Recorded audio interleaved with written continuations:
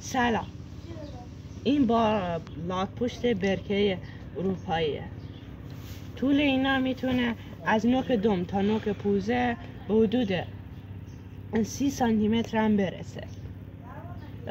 اونا در برکه‌های اروپا تا ایران و عربستان و هند گسترش. این لاک‌پشت‌ها عضو از خانواده لاک‌پشت‌ها به نام لاک‌پشت‌های دوزیست هستن. لاک‌پشت‌های دوزیست هم داخل آب هستن و هم در خشکی، و مثل لاک‌پشت‌های دیگه‌ای که مثلا لاک‌پشت دریا که فقط تو دریا هستن و دستان شبیه باله دارن، نه. یا لاک‌پشت‌هایی که فقط برای زندگی در خشکی هستن و دستان دارن که برای زندگی در خشکی سخت و سفته هم نه. دست و پای اونها ترکیبی از هر دوه، دارای پنجه‌دار و قوی و راه رفتن در خشکی و پرده‌ای شکل و پر پوسته‌ای دار برای حرکت در آب، مثل قایق موتوری.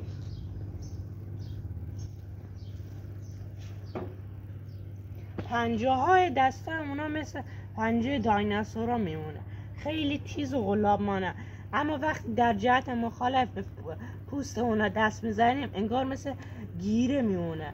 این فلسه که تو همه خزنده ها وجود داره، پوست فلس مونه. رنگ اونا بهشون امکان میده که به خوبی تو آب حرکت کنن.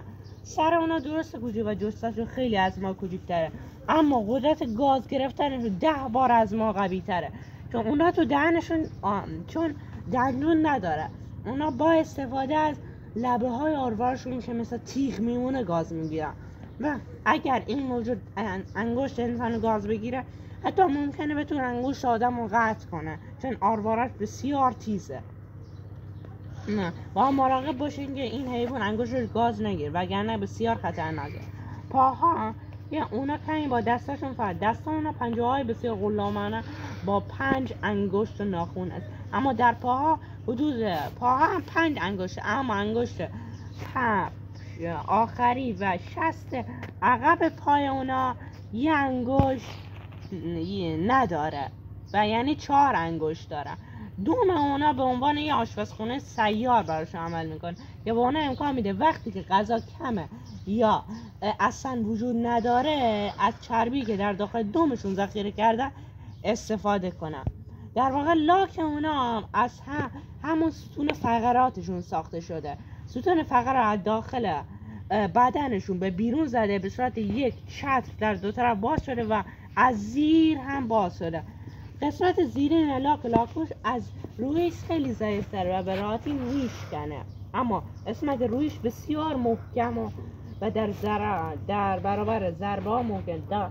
اونا چون داخل دهنشون دندون ندارن، در عوض در داخل دهنشون تیغه های بسیار تیزی دارن که به اونا امکان میده نرم تنان رو شکار کنن. خب